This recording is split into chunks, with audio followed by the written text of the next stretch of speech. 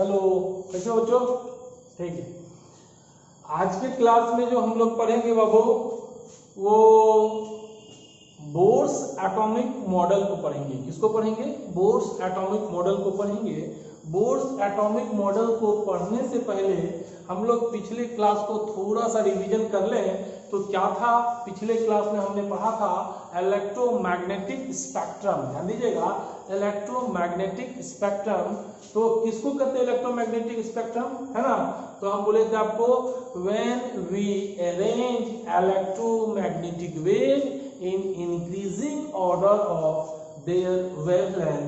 जब हम क्या करते हैं, इलेक्ट्रोमैग्नेटिक वेव को इंक्रीजिंग ऑर्डर ऑफ वेवलेंथ में सजाते हैं, तब जो पैटर्न मिलता था उसको इलेक्ट्रोमैग्नेटिक स्पेक्ट्रम कहते हैं। अब आपका ये सवाल होगा कि सर इलेक्ट्रोमैग्नेटिक वेव किसको कहेंगे?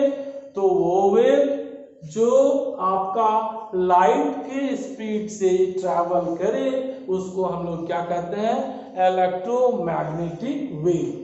फिर मैंने आपको याद रखने का आसान तरीका सा बताया था, है ना? क्या? क्यों एक्सयूवी इंडियन रेलवे मेरी, है ना? कोई गरीब इंसान बोलता है एक्सयूवी का क्या काम, जब अपने पास क्या है? इंडियन रेलवे जिंदाबाद। तो दिक्कत बाबू नहीं। अब अगला इसी में सर वेवलेंथ का ऑर्डर आपको याद है? बोले बिल्कुल, 10 के पावर -4 से 10 के पावर -2, 10 के पावर -2 से 10 के पावर -1, 10 के पावर -1 से 150, 150 से 3800, 3800 से 7600। उसमें याद क्या रखना है? 6 इंटू 10 के पावर 6, 6 का आधा 3, 3 इंटू 10 के पावर, बोलो 4 बढ़ाना 10, और फिर नेक्स्ट 3 इंटू 10 के पावर 14। Yes, okay. आज जो बाबू हम लोग पढ़ेंगे वो कहीं ना कहीं क्या पढ़ेंगे? बोलो, बोर्स एटॉमिक मॉडल। बोर्स एक साइंटिस्ट था और वो एटम का मॉडल दिया, मगर साहब जो एटम का मॉडल दिए, यह मॉडल एक इलेक्ट्रॉन स्पीसीज के लिए वैलिड था, उनके लिए वैलिड था, वो एटम के लिए वैलिड था जिसके पास एक इलेक्ट्रॉन हो। क्या हो बोलो? एक इलेक्ट्रॉन हो। सपोज यदि हाइड्रोजन की बात करेंगे तो हाइड्रोजन का एटॉमिक नंबर कितना होता है? 1। तो आप नॉर्मली समझो इलेक्ट्रॉन को कैसे कैलकुलेट करते हैं? इलेक्ट्रॉन हमेशा किसके बराबर होता है? बोलो, नहीं होता है। ये आपका एटॉमिक नंबर के, बोलो, एटॉमिक नंबर के, बोलो, बराबर होता है। इलेक्ट्रॉन क्या होता है? एटॉमिक नंबर के बराबर होता है। कब कब? जब क्या हो? एटम न्यूट्रल हो। एटम क्या हो? न्यूट्रल हो। ध्यान देना, when atom is neutral, ध्यान देना, when atom is neutral, then number of electron is equal to atomic number, है ना? बट यदि एटम के ऊपर में चार्ज हो, ध्यान देना, यदि एटम के ऊपर में क्या हो? चार्ज हो, तो यदि प्लस का चार्ज होगा तो उतने इलेक्ट्रॉन एटम से चले जाएंगे, और माइनस का चार्ज होगा तो उतने इलेक्ट्रॉन एटम में आ जाएंगे। ठीक, ध्यान दीजिएगा, प्लस का चार्ज होगा उतने इलेक्ट्रॉन एटम से चले जाएंगे, और माइनस का चार्ज होगा उतने इलेक्ट्रॉन एटम में आ जाएंगे। Yes, okay. कितने, किसके लिए वैलिड था? एक इलेक्ट्रॉन। सपोज हाइड्रोजन है तो हाइड्रोजन का एटॉमिक नंबर कितना होता है? बोलो, एटॉमिक नंबर, यहाँ बगल में मैं हीलियम लिख देता हूँ He+, ये लिख देता हूँ Li+2। ध्यान दीजिएगा, ऐसे कुछ है, या इधर लिख देता हूँ, थोड़ा सा फिलअप करूंगा। हाइड्रोजन, बोलो, He+, Li+2, Be+3। अब देखिएगा, जब हम इसका बात करेंगे एटॉमिक नंबर हाइड्रोजन का 1 होता है, हीलियम का 2, लिथियम का 3, बेरिलियम का 4। क्लियर? तो क्या इलेक्ट्रॉन कितने होंगे इसमें? हाइड्रोजन में तो कोई चार्ज नहीं है, तो जितना एटॉमिक नंबर उतना ही क्या होगा? इलेक्ट्रॉन होगा। ध्यान दीजिएगा, He+ की बात करेंगे, एटॉमिक नंबर 2 है। इलेक्ट्रॉन भी यदि यहाँ पे प्लस चार्ज नहीं होता, ध्यान दीजिएगा, यदि यहाँ प्लस चार्ज नहीं होता, ये छुपा होता, तब एटॉमिक नंबर के बराबर क्या होता? इलेक्ट्रॉन होता। 2 होता। कब होता 2? जब यहाँ पे प्लस चार्ज नहीं होता। जैसे प्लस चार्ज आया, यह बताया कि एक इलेक्ट्रॉन यहाँ से चला गया। यदि यह प्लस नहीं होता तब कितना होता? 2 होता इलेक्ट्रॉन। मगर जैसे प्लस आया तो उस 2 में से एक चला गया। आपको प्लस का खेल बाद में करना है। यदि यहाँ प्लस नहीं होता तो लिथियम में कितना होता? लिथियम में कितना होता इलेक्ट्रॉन? 3 होता। मगर कितने प्लस है? 2, तो 3 था, 2 उसमें से चला गया। मतलब कितने बचे?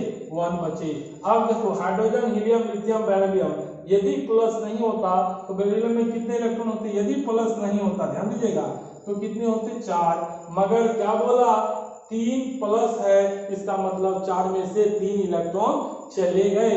इसका मतलब बताइए कितने बचे? 1 बचे। तो ये सारे जो स्पेसीज है सभी के पास 1 इलेक्ट्रॉन है। इलेक्ट्रॉन का कैलकुलेशन कैसे करेंगे? नॉर्मली आपको हमेशा इलेक्ट्रॉन एटम के बराबर कर लेना है। क्लियर? एटॉमिक नंबर के बराबर। अब क्या देखना है आपको? यदि प्लस का चार्ज आया तो उतना इलेक्ट्रॉन को भेज दो, माइनस का चार्ज आया उतना इलेक्ट्रॉन को जोड़ दो। जैसे सिंपल बात करते हैं, O-2 में कितना इलेक्ट्रॉन? तो ऑक्सीजन शिप रहता तो एटॉमिक नंबर कितना? बोलो एटॉमिक नंबर कितना? 8। तो इलेक्ट्रॉन भी कितना होता? बोलो 8। माइनस मतलब आया, 8 पहले से था और 2 आया, मतलब कितने हो गए? 10। तो आप तो ये समझिए ना इलेक्ट्रॉन किसके लिए हो जाएगा, कैसे कैलकुलेट करते हैं, सोल्व कर ले। नॉर्मल में क्या होता है बोलो? एटॉमिक नंबर के बराबर, और जैसे चार्ज होगा तो उस पे प्लस या माइनस कर देंगे। यस, ठीक। बोर्स का जो एटॉमिक मॉडल है वो कहीं ना कहीं आपको ये चीज ध्यान में रखना पड़ेगा, ये डिपेंड करता है क्लासिकल लॉ ऑफ फिजिक्स में, है ना, उस पे, और उनको फॉलो करता है साथ में क्वांटम थ्योरी को। किसको? Quantum theory. क्वांटम थ्योरी का मतलब क्या हुआ कि प्रत्येक जो इलेक्ट्रॉन है, मान लीजिए वो एनर्जी को गेन करके जंप करके हायर स्टेट में जाएगा, और हायर स्टेट से जब नीचे आएगा तो एनर्जी को रिलीज करके आएगा। तो ये किसके फॉर्म में? फोटॉन्स या क्वांटा के फॉर्म में। फोटॉन्स और क्वांटा का एनर्जी का जो हम स्टडी करेंगे, जानेंगे, वो कहीं ना कहीं कहाँ पढ़ेंगे? बोलिए, वो पढ़ेंगे क्वांटम थ्योरी में। किसमें पढ़ेंगे? क्वांटम थ्योरी में। ठीक, इसका भी यूज हो गया। प्लस यदि इलेक्ट्रॉन आपका सर्कुलर पाथ में मूव कर रहा है, ध्यान दीजिएगा, यदि इलेक्ट्रॉन सर्कुलर पाथ में मूव कर रहा है तो हम लोग बच्चे में पढ़े हैं, एक फोर्स लगता है बाहर की ओर, that force is known as centrifugal force. क्या कहलाता है बोलो? Centrifugal force. और एक फोर्स किधर लगता है? अंदर की ओर, that force is known as centripetal force. और कहीं ना कहीं इसका जो स्टडी है वो हम लोग कहाँ करते हैं? बोलो, नॉर्मल मैकेनिक्स में करते हैं, और उसी को क्या कहते हैं? Classical law of physics. ठीक, हम लोग लिखना शुरू करते हैं।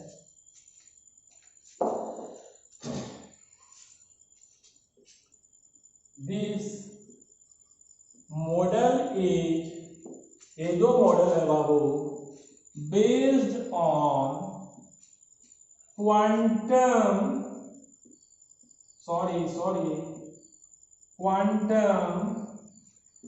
theory.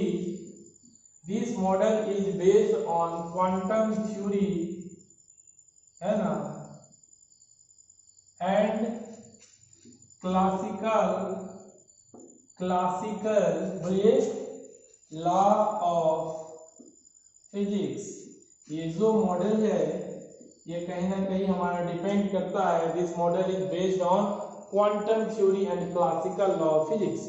कोई भी एटम जो होगा यदि सर्कुलर पाथ में घूम रहा होगा, यदि कोई इलेक्ट्रॉन कैसा घूम रहा होगा? सर्कुलर पाथ में घूम रहा होगा, तो ये कहीं ना कहीं क्या कर रहा होगा? सर्कुलर पाथ में घूम रहा होगा, तो एक फोर्स किधर लग रहा होगा इसमें? बोलो, एक फोर्स इसमें बाहर की तरफ, एक फोर्स इसमें अंदर की तरफ। ये जो सेंट्रीपिटल और सेंट्रीफ्यूगल फोर्स का जो कॉन्सेप्ट है वो कहाँ से आएगा? क्लासिकल लॉ ऑफ फिजिक्स में आएगा। साथ ही आपको ये भी जानना है कि लोअर एनर्जी से या इस सेल से एटम जंप करके सेकंड सेल में चला जाए, या सेकंड सेल से एटम फर्स्ट सेल में आ जाए, तो एनर्जी को या तो एब्जॉर्ब करके आएगा, है ना, एब्जॉर्ब करके, कब? एब्जॉर्ब करके ऊपर जाएगा, और ऊपर से जब नीचे आएगा एनर्जी को खो करके आएगा, रिलीज करके आएगा। That's all. ओके, ठीक। तो कहीं ना कहीं एनर्जी को, और वो एनर्जी को लॉस और गेन किसके फॉर्म में करेगा? फोटॉन्स के फॉर्म में। और वो फोटॉन्स का स्टडी किसमें पढ़ते हैं? क्वांटम थ्योरी में। क्लासिकल लॉ में क्या होगा? Centripetal, centrifugal force, this that सब यहाँ पढ़ेंगे। दैट्स ऑल, है ना। चलिए, ठीक। और यहाँ से हम लोग लिख सकते हैं, क्या लिख सकते हैं? This is valid for 1 electron species. यह जो बाबू हमारा वैलिड है, किसके लिए वैलिड है बोलिए? एक इलेक्ट्रॉन स्पीसीज के लिए वैलिड है, सभी एटम के लिए वैलिड नहीं है। लाइक जिसमें जिसमें क्या होगा, एक इलेक्ट्रॉन होगा, लाइक हाइड्रोजन He+, बोलिए L हाइड्रोजन हीलियम Li2+, बोलो D+3। इस सब में आप क्या देख रहे हो, कितना इलेक्ट्रॉन है? 1। कैसे पता चला? नॉर्मली सब में मान लो कि कितना है इलेक्ट्रॉन, कितना है एटॉमिक नंबर के बराबर वही होता है। तो इसमें 1, इसमें 2, इसमें 3, इसमें 4 मान लिए, और 4 में से कितना गया? 3 चला गया, बचे कितना? 1। 4 में 3 में से 2 चला गया, कितना बचा? 1। 2 में से 1 चला गया, बचा कितना? 1। 1 में से कुछ नहीं गया, बचा कितना? 1। तो ये किसके लिए वैलिड है? इसी के लिए वैलिड है। चलिए इसको लिख लीजिएगा। चलिए देखिए, अब ये जो मॉडल है तो हमने क्या लिखा? This model is based on quantum theory and classical law of physics. ये दोनों पे डिपेंड करेगा बाबू, है ना। और अब हम लोग बात करते हैं कुछ इंपोर्टेंट पोस्टुलेट्स के बारे में जो मान के चला था ना। तो इंपोर्टेंट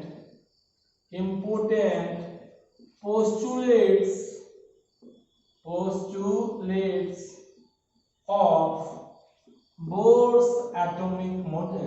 ध्यान दीजिएगा, बोर्स एटॉमिक जो एटॉमिक मॉडल का जो इंपोर्टेंट पोस्टुलेट्स है क्या है, तो मैं पहले बताऊंगा, साथ साथ लिखाऊंगा। ठीक, बोर्स बोला था कि जो न्यूक्लियस का साइज होगा, ध्यान दीजिएगा, न्यूक्लियस का साइज जो है वो छोटा होता है और एटम का साइज क्या होता है? बड़ा होता है। क्यों? न्यूक्लियस का साइज छोटा होता है और एटम का साइज बड़ा होता है। क्यों? कहीं ना कहीं न्यूक्लियस का जो एटम का जो एग्जिस्टेंस होता है, आप लोग बच्चा में पढ़े हो, ये आपका न्यूक्लियस है जिसके अंदर प्रोटॉन और न्यूट्रॉन होता है, और एटम जो होगा इसके चारों ओर सर्कुलर पाथ में कौन घूमता है? बोलो, इलेक्ट्रॉन घूमता है। क्लियर? और ये कहाँ तक जा सकता है इलेक्ट्रॉन? यहाँ भी घूम सकता है, ठीक, और भी अनंत तक जा सकता है, इन्फिनाइट तक। जब हम एटम का साइज का बात करेंगे तो कहीं ना कहीं एटम का साइज इतना सा होगा, और दिख रहा है कि नहीं दिख रहा, और न्यूक्लियस का साइज बोलेंगे तो इतना सा होगा। तो एटम का साइज बढ़ा कि न्यूक्लियस का साइज बढ़ा? बिल्कुल एटम का साइज बढ़ा। तो यहाँ से कह सकते हैं साइज ऑफ, है ना, atom is very very large than the nucleus, या size of nucleus is very very small than atom. Nucleus का साइज एटम के साइज से छोटा होगा, और एटम का साइज न्यूक्लियस के साइज से बड़ा होगा, जिसको हम लोग पहले भी क्या किए हैं, जाने हैं। ठीक, तो पहला क्या बोला था? बोलो बोलो बाबू, size of nucleus is very very, 2 बार लिखे ना, small than, size of nucleus is very very small than atom. Atom के साइज से जो न्यूक्लियस का साइज होगा वो बहुत बहुत छोटा होगा। तो ये आप ऐसा कुछ ऐसा किया, बोलो यस या no, this is nucleus, yes या नो, यस। और इसका साइज क्या होगा?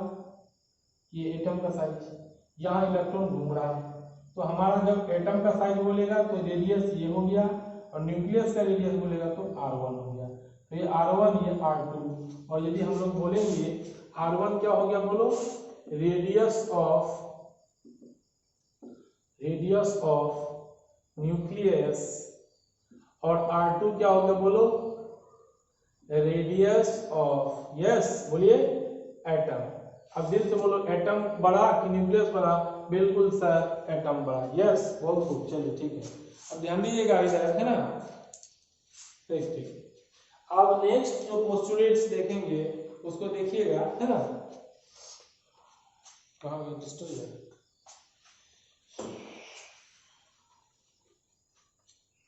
सॉरी, रब करे बाबू। ठीक, तो क्या बोला कि size of nucleus is very very small then the size of atom. Next जो है आपको क्या बोला, ध्यान दीजिए कि इलेक्ट्रॉन जो है, ध्यान देना, इलेक्ट्रॉन जो है वो न्यूक्लियस के चारों ओर सर्कुलर पाथ में मूव करता है। ध्यान दीजिएगा, इलेक्ट्रॉन क्या करता है? न्यूक्लियस के चारों ओर सर्कुलर पाथ में मूव करता है। तो यहाँ से लिख सकते हो सबको पता है कैसे पाथ में, बचपन में पढ़े थे। ये न्यूक्लियस है, इसके चारों ओर कौन घूमता है, सर्कुलर पाथ में, ये आपका इलेक्ट्रॉन। तो यहाँ पे लिख सकते हैं इलेक्ट्रॉन मूव्स, है ना, around the nucleus AROUND around the nucleus, या लिख दो, मूविंग कर दो, है ना, इलेक्ट्रॉन इज, है ना, इलेक्ट्रॉन मूव्स नहीं कर दो, है ना, मूव्स नहीं ठीक रहेगा, है ना,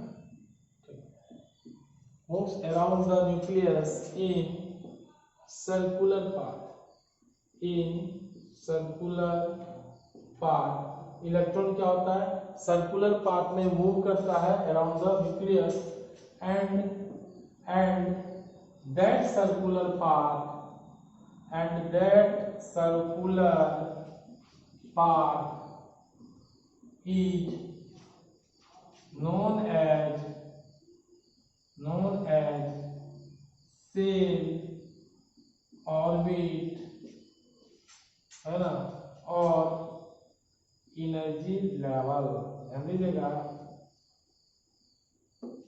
क्या बोला, electron moves around the nucleus in circular path. Electron क्या करता है, सर्कुलर पाथ में न्यूक्लियस के चारों ओर घूमता है। ये मान लो पहला सर्कुलर पाथ है ना, ये दूसरा सर्कुलर पाथ है, हाँ, और ये तीसरा सर्कुलर पाथ है।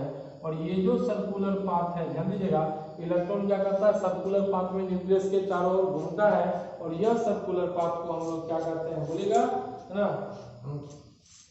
ना, और ये सर्कुलर पाथ को क्या करते हैं हम लोग, बोलेगा, इस सर्कुलर पाथ को सेल कहते हैं, या बोलो ऑर्बिट करते हैं, या एनर्जी लेवल कहते हैं। तो इलेक्ट्रॉन मूव्स करता है ना, मूव करेगा around the nucleus in circular path, है ना, और that circular path is known as, क्या कहलाएगा बोलो, है ना, सेल ऑर्बिट या एनर्जी लेवल। ठीक, या यहाँ पे ये भी लिख सकते हो, है ना, ऐसा भी लिख सकते हो यदि आपको मन हो, the path of electron around the nucleus is circular, ये ज्यादा अच्छा रहेगा ना, the path of electron around the nucleus is circular and that circular path is known as shell, है ना, नोन एज सेल, कोमा लिख सकते हो, है ना, सेल ऑर्बिट और एनर्जी लेवल, सेल और ऑर्बिट और एनर्जी लेवल। अगर ये आपका क्या है बोलो, ये आपका न्यूक्लियस है, क्या है, न्यूक्लियस है, और न्यूक्लियस के चारों ओर ये वाला पार्ट में देख लो कौन घूम रहा है, इलेक्ट्रॉन घूम रहा है, इसमें भी कौन घूमेगा, इलेक्ट्रॉन घूमेगा, और इसमें भी कौन घूमेगा, इलेक्ट्रॉन घूमेगा। और ये जो सर्कुलर पाथ है, और ध्यान दीजिएगा, ये जो सर्कुलर पाथ है, इसी सर्कुलर पाथ को हम लोग क्या कहेंगे, सेल कहेंगे, या एनर्जी लेवल कहेंगे, या ऑर्बिट। ये वाला सर्कुलर पाथ को हम n बराबर 1 लिख दिए, इसका मतलब पहला सेल, और ये वाला सर्कुलर पाथ को हम n बराबर 2 लिख दिए, दूसरा सेल, और ये सर्कुलर पाथ को हम n बराबर 3 लिख दिए, तीसरा सेल। कहने का मतलब, और सर ये क्या है, हर सेल में इलेक्ट्रॉन की अलग अलग एनर्जी होगी। ध्यान दीजिएगा, हर सेल में इलेक्ट्रॉन की अलग अलग एनर्जी होगी। इस सेल में इलेक्ट्रॉन की अलग एनर्जी होगी, इस सेल में इलेक्ट्रॉन की अलग एनर्जी होगी, और इस सेल में इलेक्ट्रॉन की अलग अलग एनर्जी होगी। सर तो फिर ये आया था, अब यदि मान लो सपोज इस सेल में इलेक्ट्रॉन घूम रहा है, किसमें घूम रहा है, पहले सेल में इलेक्ट्रॉन घूम रहा है, सपोज सनलाइट आया या कोई फोटोन्स के फॉर्म में इस इलेक्ट्रॉन को एनर्जी मिल जाए, कौन से इलेक्ट्रॉन को, पहले वाले सेल में घूमने वाले इलेक्ट्रॉन को एनर्जी मिल जाए, तो इलेक्ट्रॉन क्या करता है, इस पाथ से जंप करेगा, हायर जाएगा, और इस वाले सेल में घूमना शुरू करेगा। क्लियर, यहाँ भी और एनर्जी मिल जाएगा, तो वो और ऊपर जाकर के मूव करना शुरू करेगा। तो इलेक्ट्रॉन जो है वो लोअर सेल से हायर सेल में कब जाएगा, जब कहीं से उसको एनर्जी मिले, तो लोअर सेल से कहाँ, हायर सेल में जाकर के मूव करना शुरू करेगा, और जब वहां से भी ध्यान दीजिएगा और एनर्जी मिलेगा तो हायर चला जाएगा, और सर ऊपर से नीचे कैसे आएगा? मान लो सपोज यहाँ पे बहुत ज्यादा एनर्जी था तो ऊपर पहुंच गया। अब यदि वहां जैसे जैसे वो एनर्जी क्या करेगा, रिलीज करेगा, खोएगा फोटॉन्स के फॉर्म में, तो एनर्जी घटेगी, और जैसे जैसे इलेक्ट्रॉन की एनर्जी घटेगी तो वो हायर सेल से कहाँ आते जाएगा, लोअर सेल में। तो इलेक्ट्रॉन क्या करता है, लोअर सेल से हायर सेल में जाता है, छोटी वाली कक्षा से ऊपर वाले, कब, एनर्जी को गेन करके, फोटॉन्स को गेन करके, है ना। और जब हायर सेल से लोअर सेल आता है तो एनर्जी को क्या करता है, रिलीज करके आता है। इसको लिख लेंगे, ठीक, क्लियर। और ये जो सेल है, ध्यान दीजिएगा, सेल जो है इसको डिनोट करते हैं, डिनोटेड बाय एन, एन से डिनोट करते हैं।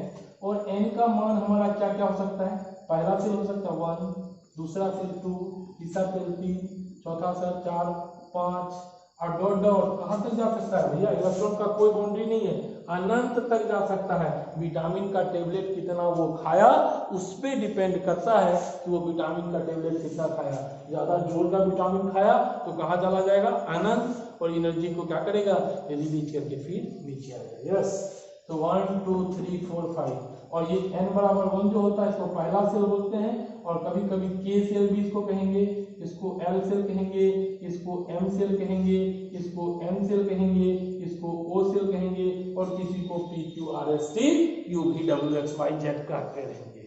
तो दिक्कत, तो क्या बोले, उन्माया आ गया। इलेक्ट्रॉन सर्कुलर पाथ में घूमता है, और जिस सर्कुलर पाथ में घूमता है उसी को सेल या ऑर्बिट कहते हैं, जिसको हम लोग डिनोट करते हैं किससे, 1 2 3 4 5 डॉट डॉट इंफिनिटी। और फर्स्ट सेल को के सेल, सेकंड को एल। तो कुछ बच्चा का सवाल आएगा, सर 50 सेल हो जाएगा तो क्या कहेंगे? भाई ये सेल नाम जो के एल एम एन ओ ये आप ही लोग दिए हैं, हमारे जैसा इंसान ही दिया है, उसको आप कुछ भी नेम दे सकते हो। ओके, चलिए फिलहाल जरूरत नहीं है ना। चलिए नंबर थर्ड पॉइंट देखिएगा,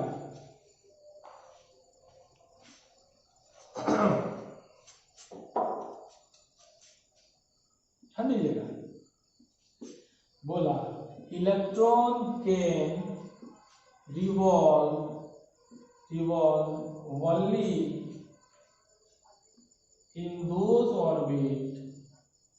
orbit या shell, electron can revolve only in those orbit whose angular momentum is, whose, बोलो, angular momentum is integral multiple of h/2 पाई। तो बोला इलेक्ट्रॉन केवल उसी ऑर्बिट में रिवॉल्व करेगा, ध्यान दीजिएगा, इलेक्ट्रॉन केवल उसी ऑर्बिट में रिवॉल्व करेगा जिसका angular momentum integral multiple of h/2 पाई हो।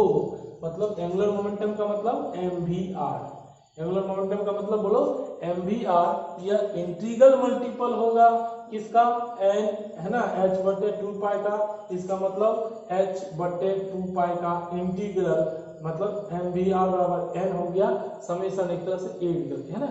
तो mvr बराबर क्या होता है, nh/2 पाई। n यहाँ से क्या इंडिकेट करेगा, इंटीग्रल, मतलब पहला वाला में दूसरा तीसरा ऐसे, है ना, n के फॉर्म में होगा। जहाँ n आपका जो होगा वो सेल होता है, n क्या होता है बोलो, सेल होता है, सेल नंबर। यदि n बराबर 1 होगा, 2 भी हो सकता है, 3 भी हो सकता है, 4, this is k shell, this is l shell, this is m shell and this is n shell. तो बोला इलेक्ट्रॉन केवल उसी ऑर्बिट में रिवॉल्व करेगा, घूमेगा, जिसका angular momentum integral multiple of h/2 पाई हो। इंटीग्रल मतलब एक तरह से एडिशन वाला, पहला सेल दूसरा सेल तीसरा सेल, इसे इंटीग्रल के फॉर्म में होगा, है ना, क्लियर। h/2 पाई का इंटीग्रल मल्टीपल, क्लियर।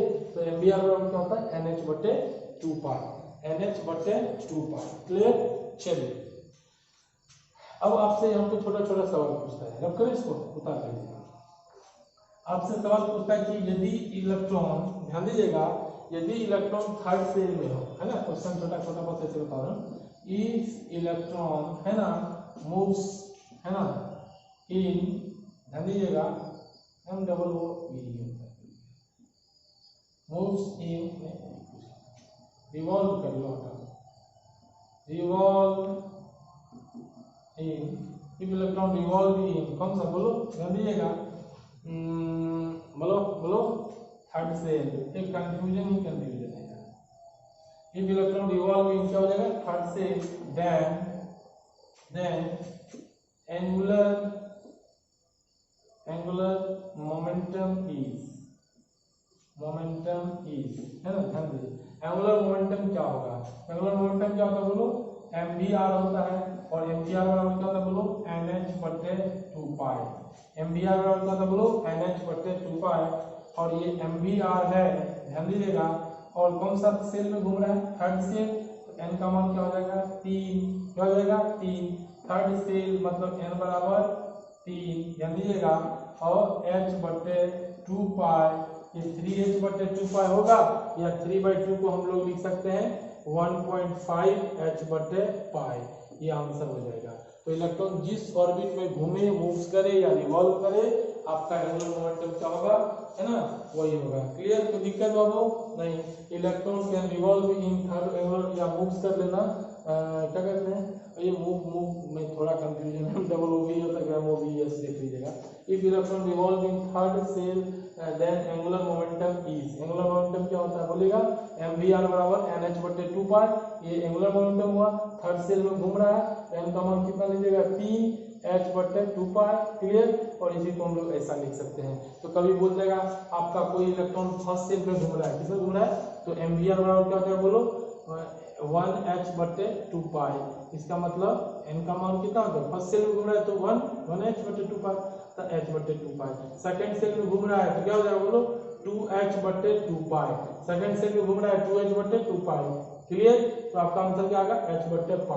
तो आपको जो भी सेल बोले सिर्फ सेल का नंबर बिठाइएगा, रब करेगा वो, चलो ठीक। तो ध्यान दीजिएगा, यदि इलेक्ट्रॉन कभी भी बोले कि इस सेल में घूम रहा है, second shell, third shell, fourth shell, कुछ भी, तो उसका एंगुलर मोमेंटम क्या होगा, तो आपको कुछ नहीं करना है, mvr बराबर nh/2π, ठीक, ध्यान दीजिएगा, बहुत खूब। mvr उसको रब कर लिए, इसको डब्बा बना लियो भैया, mvr बराबर बोलो nh/2π, आपसे बहुत कुछ सीखा जाता है, ठीक, चलिए ठीक। नेक्स्ट फोर्थ, ध्यान दीजिएगा, इलेक्ट्रॉन जो है, ध्यान दीजिएगा, या सेल जो है उसी को आप एनर्जी लेवल भी कहते हैं, है ना, तो यहाँ से आप लिख सकते हो सिंपली, कभी कभी जब सेल की बात आ जाए, है ना, सेल, है ना, सेल इज ऑल्सो बोलो नोन एज बोलो एनर्जी लेवल, ध्यान दीजिएगा, सेल को एनर्जी लेवल भी कहेंगे। क्यों कहेंगे बाबू, अब ध्यान दीजिएगा, ये आपका कोई न्यूक्लियस है, ये पहला सेल, ये दूसरा सेल, ये तीसरा सेल। अब एक चीज बोलो, यहाँ पहला सेल में एनर्जी कुछ E1 होगा, दूसरा सेल में एनर्जी क्या होगा E2 होगा, तीसरा सेल में एनर्जी क्या होगा E3 होगा। तो कहीं ना कहीं हर सेल का एनर्जी क्या है, अलग अलग है। तो ये एक लेवल डायग्राम को बता रहा है भैया, यहाँ एनर्जी 10 है, यहाँ 20 है, यहाँ 30 है, तो एक लेवल को बता रहा है ना, इसलिए सेल को हम लोग क्या कहते हैं, एनर्जी लेवल भी कहते हैं। क्यों, क्योंकि हर सेल के लिए अलग अलग एनर्जी होता है। Shell is also known as बोलो एनर्जी लेवल, बिकॉज बोलिए, बिकॉज each cell have बोलो different एनर्जी, प्रत्येक सेल के पास क्या होता है, डिफरेंट एनर्जी होता है, ठीक। बच्चा यहाँ थोड़ा सा कंफ्यूज करता है, क्या जब n बराबर 1 बोलेगा तो इसको आप बोलो फर्स्ट सेल कर सकते हो, क्या कर सकते हो, फर्स्ट सेल कर सकते हो, है ना, या क्या कहोगे बोलो first energy level, first shell कहोगे या फर्स्ट एनर्जी लेवल। n बराबर 2 को क्या कर सकते हो बोलो सेकेंड सेल कर सकते हो, या सेकेंड ऑर्बिट कर सकते हो, और क्या कहोगे बोलो सेकेंड बोलो एनर्जी लेवल। बोले ध्यान से, एनर्जी लेवल, बच्चा बाबू ध्यान देना। और n बराबर 2 को ही हम लोग क्या कहते हैं बोलो फर्स्ट एक्साइटेड स्टेट, और करके क्या बोल सकते हैं बोलो फर्स्ट एक्साइटेड स्टेट, ध्यान दीजिएगा। हाँ, फर्स्ट सेल को एक चीज और कह सकते हैं, यहीं पे और लिख देता हूं, इसको ग्राउंड स्टेट भी कह सकते हैं, ग्राउंड स्टेट। तो ध्यान दीजिएगा, फर्स्ट सेल को क्या कह सकते हैं, n बराबर 1 को कह सकते हैं फर्स्ट सेल में है, ठीक है, n बराबर 1 को क्या कह सकते हैं फर्स्ट सेल में है, या फर्स्ट एनर्जी लेवल में, पहला एनर्जी लेवल है, या ग्राउंड स्टेट, घर का पहला कमरा कहाँ होता है, नीचे होता है, ग्राउंड स्टेट, तो इसको ग्राउंड स्टेट कहेंगे, ये पहला बिल्डिंग है, दूसरा बिल्डिंग ब्लो है ना, ये ग्राउंड स्टेट, सबसे नीचे वाला ग्राउंड स्टेट। तो फर्स्ट सेल को क्या कह सकते हैं, बोलो, फर्स्ट सेल कह सकते हैं, फर्स्ट एनर्जी लेवल कह सकते हैं, या ग्राउंड स्टेट। तो यदि क्वेश्चन में आपसे बोलेगा ग्राउंड स्टेट में है, तो ग्राउंड कहाँ से, सेल कहाँ से स्टार्ट होगा, इलेक्ट्रॉन ग्राउंड स्टेट में रिवॉल्व कर रहा है, मतलब इलेक्ट्रॉन न्यूक्लियस में तो नहीं घुस जाएगा, इलेक्ट्रॉन का न्यूक्लियस से बाहर ही होगा, और ग्राउंड स्टेट मतलब पहला वाला बिल्डिंग है ना, नीचे से पहला मतलब फर्स्ट सेल। ध्यान दीजिएगा, जब भी ग्राउंड स्टेट बोलेगा तो क्या सोचोगे, फर्स्ट सेल या फर्स्ट एनर्जी लेवल या फर्स्ट सेल। अब देखो n बराबर 2 को सेकंड सेल भी कहते हैं, सेकंड एनर्जी लेवल कहते हैं, या इसको फर्स्ट एक्साइटेड स्टेट कहते हैं। क्या कहते हैं बोलो, इसको उतार लीजिएगा, फर्स्ट एक्साइटेड स्टेट कहते हैं। इससे क्या पता चला,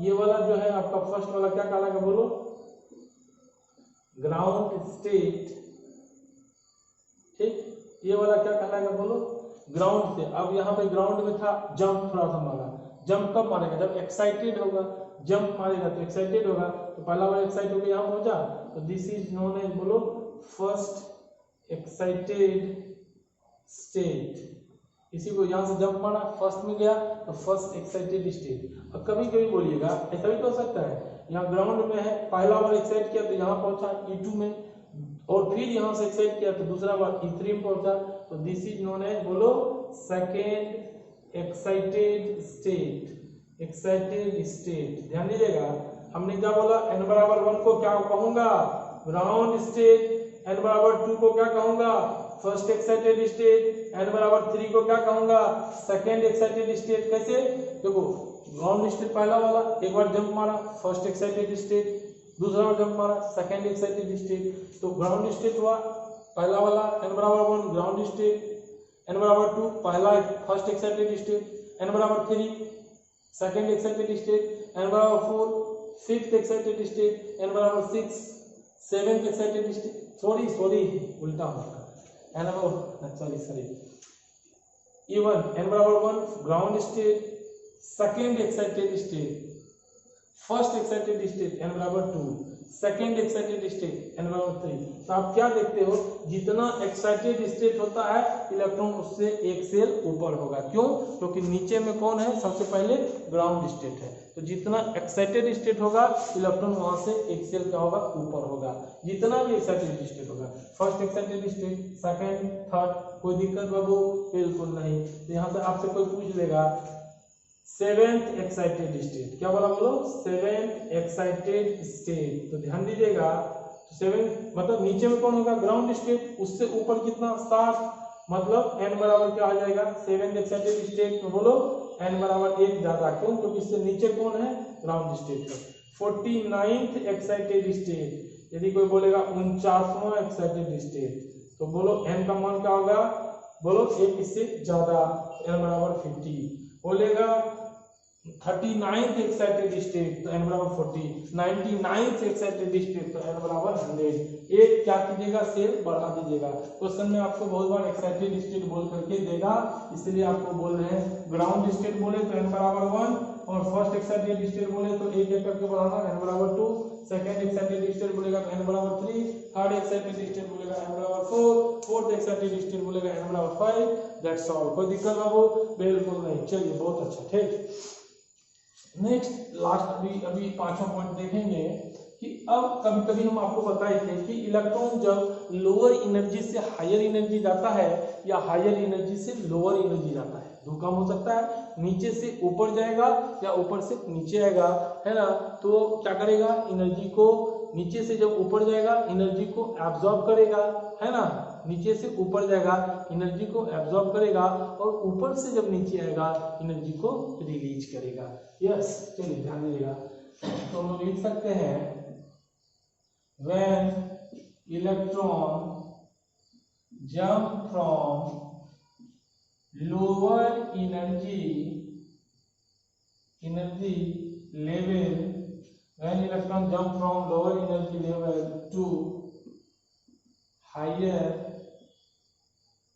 energy level, ध्यान दीजिएगा, when electron jump from lower energy level to higher energy level, then lower से higher, then it absorb energy, energy क्या करता है, एब्जॉर्ब करता है। जब लोअर एनर्जी से क्या होता है, हायर एनर्जी में जाता है, तो एनर्जी को क्या करता है, एब्जॉर्ब करता है। देन इट एब्जॉर्ब एनर्जी, और क्या लिखिएगा, रेडिएशन, while if it, क्या कहते हो, है ना, while if it jump from higher energy to, ध्यान दीजिएगा, higher energy to lower energy level,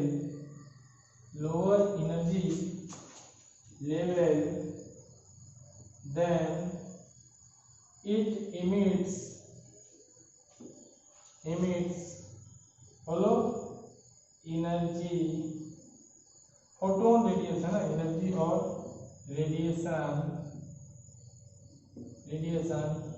in the form of क्या बोलो, फोटोन्स की फॉर्म में, है ना, ध्यान दीजिए। तो क्या बोला, व्हेन एन इलेक्ट्रॉन, ये मान लीजिए आपका सेल है, ये हम फर्स्ट सेल करता हूँ, ये सेकंड सेल करते हैं, ठीक, या कोई भी सेल, ये थर्ड सेल है, इसको हम यदि En कर दें, En2 कर दें, कोई दिक्कत, या इसी को 2 ही कर देता हूँ, क्या समझ में आएगा, है ना।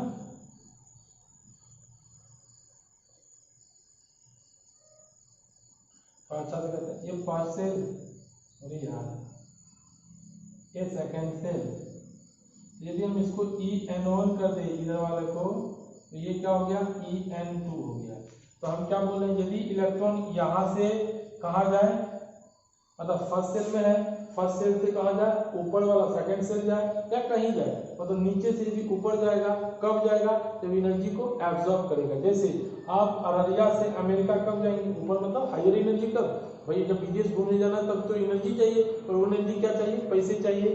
तो जब आप क्या करेंगे, लोअर एनर्जी से हायर एनर्जी कब जाएंगे, जब आपको एनर्जी मिलेगा, पैसा मिलेगा, और जैसे आप हायर में पहुंच गए, अमेरिका पहुंच गए मान लीजिए, और अमेरिका से क्या होगा, फिर पैसा रिलीज कीजिएगा, तो फिर कहाँ आइएगा, अपने टाउन आइएगा, या यहीं से, चलो अमेरिका नहीं बोलेंगे, है ना, अपना देश का ही मान लीजिए, हम कोई अच्छा सिटी की बात कर लेते हैं ना।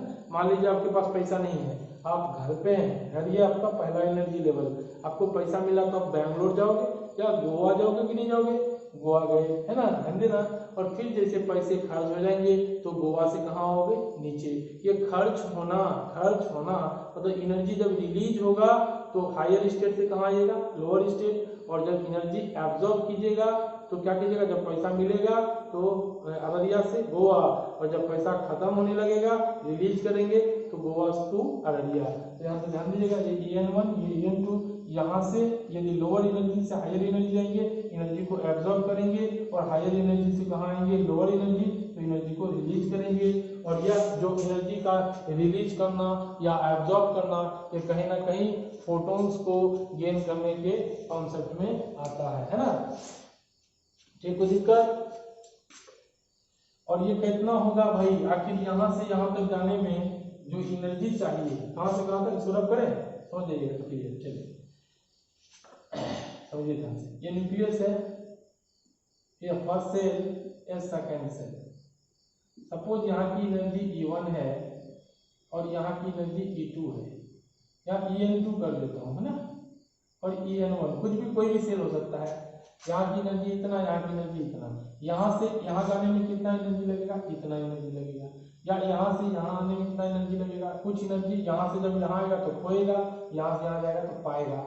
ये जो आपका एनर्जी चेंज होगा, एनर्जी चेंज या एनर्जी रिक्वायर्ड जो होगा, है ना, वो आपका कितना होगा, डेल्टा E, और डेल्टा E जो लेंगे यहाँ से यहाँ तक उछलने या ऊपर से नीचे आने में जो होगा, वो आपका जो होगा हायर एनर्जी, मतलब En2 माइनस का En1, ये कर लीजिएगा। इतना एनर्जी रिक्वायर्ड होगा यहाँ से यहाँ जंप करने में, या ऊपर से नीचे आएगा तो इतना एनर्जी रिलीज करेगा, नीचे से ऊपर जाएगा तो इतना एनर्जी एब्जॉर्ब करेगा। कोई दिक्कत बाबू नहीं, इसको उतार ले बाबू, है ना। ठीक, समझ में आया इसमें कोई दिक्कत? मतलब यहाँ से यदि यहाँ जाएगा तो इतना एनर्जी डेल्टा ई चाहिए, या ऊपर से जब नीचे आएगा तो डेल्टा ई चाहिए, है ना। यहाँ पे क्या लिख सकते हो, वेयर En2 बराबर, है ना, एनर्जी ऑफ इलेक्ट्रॉन की एनर्जी फ्रॉम वेयर, है ना, कौन आ जाएगा, फ्रॉम वेयर, है ना, जहां से कौन आया, इलेक्ट्रॉन कम। ध्यान दीजिएगा, तो ये आपका क्या हो जाएगा, एनर्जी ऑफ इलेक्ट्रॉन, जहां से इलेक्ट्रॉन आपका आ रहा है, ध्यान दीजिएगा, है ना। या कोई दिक्कत नहीं, चलिए ठीक, ऐसे भी लिख सकते हैं, क्या लिख सकते हैं बोलो, En2 बराबर जो n है ना, या En2 कर लो, En2 बराबर, या N2 कर देंगे, N2 सेल ही कर देंगे, shell, E for energy, N for shell, N2 बराबर बोलो number of shell from where electron come, जहां से आया, ठीक। N1 बराबर बोलो number of shell where electron, बोलो कम, जहां आया, ठीक, फ्रॉम, यहाँ जहां से आया, ठीक, फ्रॉम वेयर, ठीक, number of shell from number of shell का number from where electron come, यहाँ number of shell where electron come, ठीक, ध्यान दीजिएगा, जहां से आ रहा है। या इसको कह सकते हैं सिंपल, हायर एनर्जी, क्या कहेंगे बोलो, हायर एनर्जी से, या ऊपर वाला, और N1 क्या होगा बोलो, लोअर एनर्जी लेवल, सेल कहो या एनर्जी लेवल, बात बराबर है।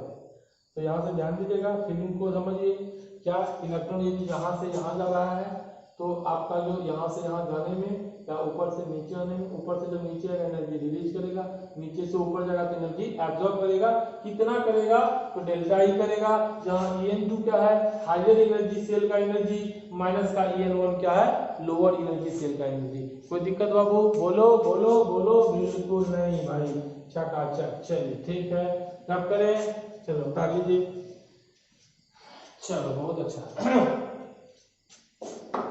अब नेक्स्ट जो टॉपिक है आपका, application of Bohr's atomic model. ध्यान दीजिएगा, मेरा जो कोशिश होगा, हम आपको बहुत तेजी में तो नहीं, थोड़ा ध्यान से हम लोग आपको बताएंगे। तो सब अगला है आपका, बोलो बोर्स या एप्लीकेशन ऑफ,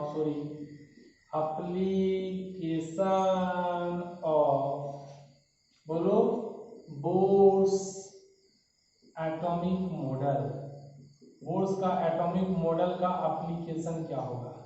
तो सबसे पहला जो एप्लीकेशन है वो होता है कैलकुलेशन ऑफ, ध्यान दीजिएगा, calculation of radius of atom. कहने का मतलब, ये जो कोई न्यूक्लियस है, इसके चारों ओर सर्कुलर पाथ में कौन घूमता है, इलेक्ट्रॉन घूमता है, और यहाँ से यहाँ तक का रेडियस ये बता सकता है, एटम का रेडियस बता सकता है। सर एटम का रेडियस कैसे निकालेंगे, आज निकाल लेंगे, ध्यान दीजिएगा, एटम का रेडियस कैसे निकालेंगे, आज निकाल लेंगे, calculation of radius of atom बताएगा, ठीक, ये समझ में आया, ठीक। अब इसको समझने से पहले एक चीज आप ध्यान दीजिएगा, आपको कुछ चीज समझना पड़ेगा। तो सबसे पहला चीज समझना पड़ेगा कि ये आपका न्यूक्लियस है, और न्यूक्लियस में हमारा कौन होता है, प्रोटॉन और न्यूट्रॉन होता है, और प्रोटॉन और न्यूट्रॉन के होने के चलते न्यूट्रॉन में चार्ज जो होगा वो चार्जलेस होगा, और प्रोटॉन में प्लस चार्ज होगा, तो ओवरऑल जो चार्ज होगा न्यूक्लियस का प्लस होगा। कल होगी कोई पूछेगा न्यूक्लियस का चार्ज प्लस क्यों होगा, तो बताइएगा, क्योंकि न्यूक्लियस में आपका कौन कौन होता है, प्रोटॉन होता है। ध्यान दीजिएगा, न्यूक्लियस में क्या होता है, प्रोटॉन और न्यूट्रॉन, प्रोटॉन का चार्ज प्लस होता है और न्यूट्रॉन का चार्ज कुछ नहीं होता है, इसलिए दोनों को जोड़ दीजिएगा तो ओवरऑल प्लस। और इसी के सर्कुलर पाथ में ध्यान दीजिएगा यहाँ कुछ इलेक्ट्रॉन घूमता है, तो बच्चा वाले तुमको लाइन दिख रहा है सर, अब हम लाइन ही दिखा रहे हैं अभी, यदि ये कैसा घूमेगा ऐसा ऐसा सर्कुलर पाथ में घूम जाएगा। क्लियर, ठीक। और यही सर्कुलर पाथ में इलेक्ट्रॉन मान लो घूम रहा है, ठीक। तो ये क्या है, सेंटर से लेकर के यहाँ से यहाँ तक की जो दूरी है इसी को हम लोग क्या कहते हैं, रेडियस। एटम का रेडियस क्या होगा, ये न्यूक्लियस से लेकर यहाँ से यहाँ तक की दूरी, यही क्या कहलाएगा, रेडियस। क्या कहलाएगा, रेडियस। कहीं ना कहीं इसी रेडियस का हमको आज कैलकुलेशन करना है कि आखिर जो एटम होगा उसका रेडियस क्या होगा, न्यूक्लियस से लेके आउटरमोस्ट सेल का जो डिस्टेंस होता है, ध्यान दीजिएगा, न्यूक्लियस से लेके आउटरमोस्ट सेल का जो डिस्टेंस होता है उसी को रेडियस कहते हैं। और आज हम लोग एटम का रेडियस को निकालने के लिए सीखेंगे। आपसे सवाल पूछेगा कोई इलेक्ट्रॉन फर्स्ट सेल में घूम रहा है, हाइड्रोजन का एटम है, तो बताओ इलेक्ट्रॉन, तो आपका रेडियस कितना होगा। He+ का इलेक्ट्रॉन सेकेंड सेल में या फर्स्ट सेल में घूम रहा है तो ये रेडियस क्या होगा, ये चीज आपको पूछेगा, ठीक। तो ये समझ में आया ना। चलो नेक्स्ट एक चीज और समझना यह जरूरी है, देखिए ध्यान से, मैं कुछ चीज बताता हूँ बेसिक। इस पे चार्ज तो प्लस हो गया, ये समझ में आया। प्रोटॉन और न्यूट्रॉन इसके अंदर में है, और चूंकि यहाँ एक ही इलेक्ट्रॉन, क्यों बच्चा वाला सर मल्टीपल इलेक्ट्रॉन ले लेंगे, मगर हमने आपको पहले बताया हमारा जो मॉडल है वो सिर्फ एक इलेक्ट्रॉन के स्पीसीज के लिए वैलिड है, इसीलिए हमेशा हम आउटरमोस्ट सेल में मेरा एक ही इलेक्ट्रॉन मूव करेगा।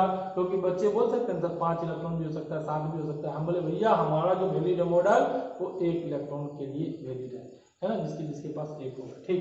हाइड्रोजन के पास He+, Li2+ है ना, इसके लिए वैलिड होगा, ठीक। अब एक चीज बोलिए, तो ऐसे करके जाएगा, ये इस रेडियस को क्या कहेंगे, R।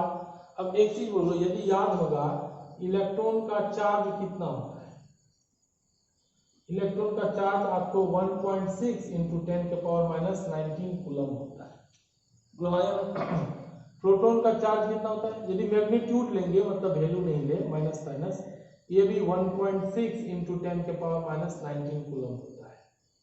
सपोज यदि हम इलेक्ट्रॉन का चार्ज को E मान लें, क्या मान लें, E इंडिकेट किया कि इलेक्ट्रॉन का हम चार्ज हैं, E क्या इंडिकेट किया, हम इलेक्ट्रॉन का चार्ज है, तो प्रोटॉन का भी चार्ज क्या होगा, उतना ही होगा। यदि इलेक्ट्रॉन का चार्ज E होगा तो प्रोटॉन का भी चार्ज क्या होगा, उतना ही होगा। तो यहाँ से हम लोग क्या किए, मान लिए क्या भाई, बोलो इलेक्ट्रॉन का जो चार्ज है वो कितना है, वो चार्ज E है, क्या है, E है। क्लियर, 1.6 × 10⁻⁻19 कूलम को हमने क्या मान लिया, E माना, यदि इलेक्ट्रॉन का चार्ज क्या है, E है। क्लियर, तो अगला हमको क्या करना है, इस न्यूक्लियस जो है, इस न्यूक्लियस का हमको चार्ज निकालना है। तो न्यूक्लियस के अंदर कौन होता है, प्रोटॉन एंड न्यूट्रॉन। न्यूट्रॉन में चार्ज कितना होता है, कुछ नहीं, न्यूट्रॉन में कोई चार्ज नहीं होता है।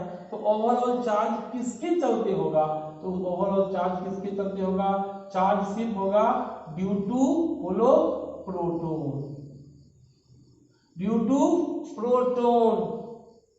यस, न्यूक्लियस में प्रोटॉन न्यूट्रॉन होगा, न्यूट्रॉन में चार्ज नहीं होता है, तो न्यूट्रॉन के चलते तो न्यूक्लियस का चार्ज होगा ही नहीं। तो चार्ज किसके चलते होगा, प्रोटॉन के चलते होगा, ड्यू टू प्रोटॉन, प्रोटॉन के चलते होगा। और एक प्रोटॉन पे जब हम चार्ज बोलेंगे तो एक प्रोटॉन पे चार्ज जो बाबू हम लेते हैं वो कहीं ना कहीं कितना लेते हैं, E। हमने यहाँ लिखा है आपको, चार्ज ऑन इलेक्ट्रॉन इतना, चार्ज ऑन प्रोटॉन इतना। जब इसको, इस वैल्यू को E बोले तो प्रोटॉन का चार्ज को भी क्या बोलेंगे, बोलो A बोलेंगे। क्लियर, चलिए चार्ज ऑफ प्रोटॉन भी E लिए, इधर वाला ग्राफ कर देते हैं, तभी तो हमको समझाने में आसान होगा। अब एक बात बताना बाबू, ये जो हमारा न्यूक्लियस था, सपोज हम ले ले Be, hydrogen helium lithium beryllium, Be+3 hydrogen helium lithium beryllium, +3 इसलिए होगा क्योंकि एक इलेक्ट्रॉन वाला चाहिए, और यहाँ से मान लो प्लस चार्ज है, ये इलेक्ट्रॉन ऐसा घूम रहा है। किसका एटम है बोलो? Be का है। तो इस B+3 में हमको ये पता करना है कि प्रोटॉन कितना होगा। तो प्रोटॉन जो है हमेशा एटॉमिक नंबर के बराबर होता है। हाइड्रोजन, हीलियम, लिथियम, बेरिलियम, मतलब एटॉमिक नंबर बोलेगा कितना होगा बोलो? Atomic number 4, hydrogen, helium, lithium, beryllium. तो प्रोटॉन भी कितना? 4, क्योंकि हम ये चीज बताएं आपको आइसोटोप साइसोबार वगैरह। इलेक्ट्रॉन कितना? तो 1। न्यूट्रॉन कितना? तो ऊपर माइनस नीचे, मगर हमको न्यूट्रॉन से मतलब नहीं है, क्योंकि न्यूट्रॉन जो है इसमें कोई चार्ज नहीं है। तो इस वाले एटम में यदि बेरिलियम का होगा तो इसमें प्रोटॉन कितना होगा? 4 प्रोटॉन होगा। और यदि बेरिलियम को देखेंगे तो B4 लिखेंगे। और न्यूट्रॉन कितना होगा? 5 न्यूट्रॉन होगा। बेरिलियम के एटम में क्या होगा बोलो? 4 प्रोटॉन होगा और 5 न्यूट्रॉन होगा। समझ रहे ना? एटॉमिक नंबर के बराबर प्रोटॉन होगा और न्यूट्रॉन कितना होगा बोलो? ये देखो 9 में से 4 गया 5, पहले सिखा चुके हैं आपको। तो बोलो इस न्यूट्रॉन के, क्योंकि हमको चार्ज न्यूक्लियस का निकालना है। किसका चार्ज निकाल रहे हम लोग? न्यूक्लियस का। न्यूक्लियस में न्यूट्रॉन के चलते 5 न्यूट्रॉन है। न्यूट्रॉन के चलते कोई चार्ज नहीं होता है, तो इसके चलते चार्ज खत्म। अब देखो कितने प्रोटॉन है बोलो? 4 प्रोटॉन है। ध्यान देना, एक प्रोटॉन के चलते चार्ज अभी सिखाए थे E। एक प्रोटॉन के चलते चार्ज E। तो कितने प्रोटॉन है? 4 प्रोटॉन है। 4 के चलते चार्ज 4E, 4E। और ये जो 4 था ये क्या था? Atomic number. तो ध्यान दीजिएगा, जब आप न्यूक्लियस का चार्ज निकालिएगा तो यहाँ पे जो चार्ज होगा न्यूक्लियस का वो किसके चलते होगा? प्रोटॉन के चलते होगा। न्यूट्रॉन के चलते कोई चार्ज नहीं होगा। तो मैंने कट किया, प्रोटॉन के चलते, एक प्रोटॉन के चलते चार्ज E। अब इस न्यूक्लियस में कितने प्रोटॉन होंगे? एटॉमिक नंबर के बराबर। ध्यान दीजिएगा, कितने प्रोटॉन होंगे? एटॉमिक नंबर के बराबर। तो यहाँ पे हम लोग इसको क्या लिखेंगे? Ze। एक पे चार्ज E, तो Z जो एटॉमिक नंबर है उतना पे कितना? Ze। मान लो एक प्रोटॉन पे E, तो 2 प्रोटॉन होता है इसके अंदर में तो 2E, 3 प्रोटॉन होता तो 3E, 4 प्रोटॉन होता तो 4E, 5 प्रोटॉन होता तो 5E। Z प्रोटॉन होता, क्योंकि हमेशा एटॉमिक नंबर के बराबर ही प्रोटॉन होगा। Z प्रोटॉन होता तो Ze। जहां Z किसको इंडिकेट करेगा बोलो? एटॉमिक नंबर को। ध्यान देना इसको, जहां पे Z किसको इंडिकेट करेगा बोलो? एटॉमिक नंबर को। और E क्या हुआ बोलो? Charge of proton. सबको पता है ना? ठीक, समझ में आया? आप लीजिए, नहीं समझ में आया तो वीडियो को थोड़ा सा फिर से बैक करके क्या करेंगे? सुन लेंगे, समझ में आ जाएगा। अब करें, समझिए समझिए भैया, समझिए, समझना जरूरी है। चलो ठीक है, अब प्यार से ये आपका बोलो न्यूक्लियस, ये आपका मान लो सर्कुलर पाथ में इलेक्ट्रॉन घूम रहा, ठीक, ऐसे करके घूमेगा भैया, घुमा ले वही घुमा ले। ए रेडियस क्या है? R। आज इसी को हम निकालेंगे। इलेक्ट्रॉन का चार्ज हम कितना मान लिए बोलो? E। चार्ज कितना बोलो? E। और इस न्यूक्लियस में चार्ज किसके चलते होगा? सिर्फ प्रोटॉन के चलते। तो प्रोटॉन पे कितना चार्ज? E। मगर कितना प्रोटॉन है? Z प्रोटॉन होगा, तो Ze।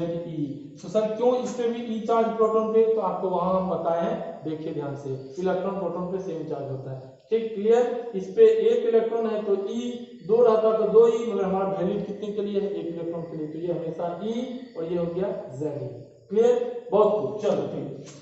अब एक चीज है, क्या है, ध्यान से सुनिएगा, कि जब कोई भी इलेक्ट्रॉन, ध्यान दीजिएगा, सर्कुलर पाथ में घूमता है, ध्यान दीजिएगा, जब कोई भी इलेक्ट्रॉन नहीं, आप भी साइकिल लीजिएगा सर्कुलर पाथ में, रोड में जहां मोड़ आया, जहां मोड़ रहता है, तो आप क्या करते हो? गाड़ी चलाते हो तो अपने आप को ऐसे लीजिए, जब वहां पे क्या हो जाएगा? मोड़ आया, ये सर्कुलर पाथ में घूम रहा है ना, क्योंकि कहीं ना कहीं इसका सेंटर कहीं ना कहीं यहाँ होगा। जब सर्कुलर पाथ में घूमते हैं तो आप अपने गाड़ी को किधर झुकाते हैं? अंदर की तरफ गाड़ी को झुकाते हैं। गाड़ी को क्या करते हैं? झुकाते हैं, अंदर की तरफ झुकाते हैं। क्यों गाड़ी को अंदर की तरफ झुकाते हैं भाई? व्हाट्स रीजन, क्या रीजन है जो हम लोग गाड़ी को अंदर की ओर झुकाते हैं? तो आपको पता चलेगा गाड़ी को हम अंदर की तरफ इसलिए झुकाते हैं क्योंकि बाहर की तरफ एक फोर्स लगता है। किधर लगता है? आउटसाइड एक फोर्स लगता है, और आउटसाइड जो फोर्स लगता है इसी फोर्स को, क्योंकि यदि हम गाड़ी को अंदर नहीं झुकाएंगे, ध्यान दीजिएगा, यदि गाड़ी को हम अंदर नहीं झुकाएंगे तो मेरा गाड़ी बाहर चला जाएगा। क्यों? बाहर की तरफ एक फोर्स लगता है, उस फोर्स को काउंटर करने के लिए, उस फोर्स को खत्म करने के लिए आप गाड़ी को क्या करते हैं? अंदर की तरफ देते हैं कि भाई मेरा गाड़ी को उधर धकेला जा रहा है, हम गाड़ी को इधर धकेलेंगे तो ये क्या करेगा? इसी पाथ में मूव करेगा। समझे? कब करेगा? जब बाहर की तरफ लगने वाला फोर्स, अंदर की तरफ लगने वाला फोर्स दोनों बराबर होगा, तभी कोई सर्कुलर पाथ में मूव कर पाता है। यस, ये जो बाहर की तरफ फोर्स लगता है इसको हम कहते हैं सेंट्रीफ्यूगल फोर्स। क्या कहते हैं? बोलो, सेंट्रीफ्यूगल फोर्स। फ्यूगल, और अंदर की तरफ जो सेंटर की तरफ लगेगा, इस सर्किल का सेंटर की तरफ जो फोर्स लगेगा अंदर, उसको कहते हैं सेंट्रीपिटल फोर्स। Centripetal force. तो अब एक चीज बताइएगा, जब आप साइकिल को, गाड़ी को मोड़ पे घुमाते हैं तो बाहर के तरफ तो अपने मन से फोर्स लग गया घुमाने का, और वो कौन सा फोर्स होता है? बोलो, सेंट्रीफ्यूगल फोर्स। और अंदर की तरफ जो फोर्स होता है वो आप खुद लगाते हैं कि ताकि बाहर की तरफ फोर्स जो लगता है उसको आप काउंटर कर सके।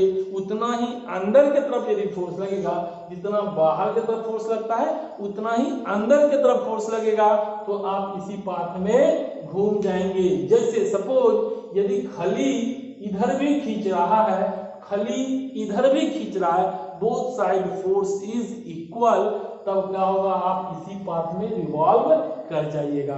बोलो हाँ या ना? बिल्कुल। मगर यदि बाहर की तरफ फोर्स ज्यादा होगा तो आप क्या होगा? इसे चले जाइएगा।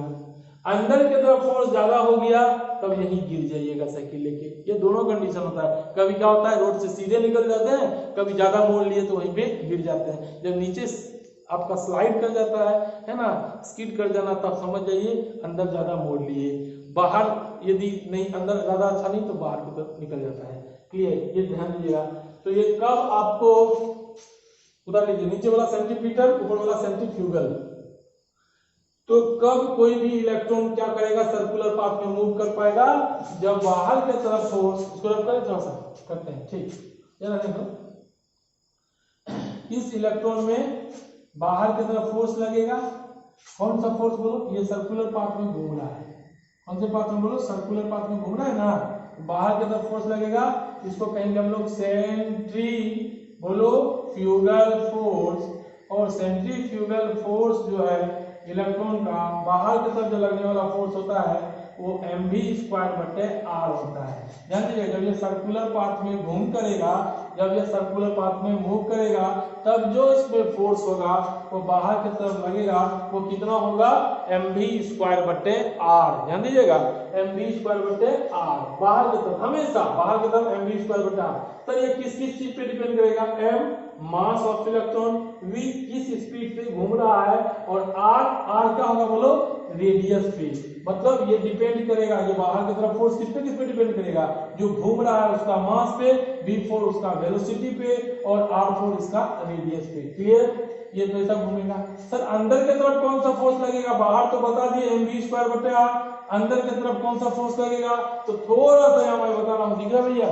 जब दो चार्ज के बीच फोर्स लगता है, ये Q1 Q2 दो चार्ज है और इसके बीच यदि रेडियस r है, तो यहाँ जो फोर्स होता है, आप पढ़े होंगे कूलम्ब्स लॉ में, F बराबर K Q1Q2/r²।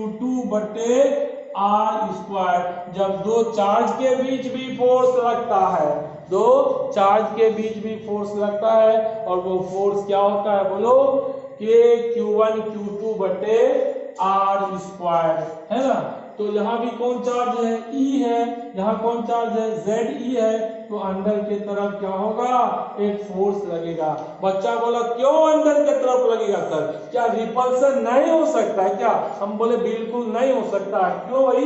इलेक्ट्रॉन पे चार्ज कैसा माइनस और इस पे चार्ज कैसा प्लस, ये क्या करेगा माइनस प्लस को अट्रैक्ट करेगा, माइनस प्लस को अट्रैक्ट करेगा, ध्यान दीजिएगा इसको अट्रैक्ट करेगा।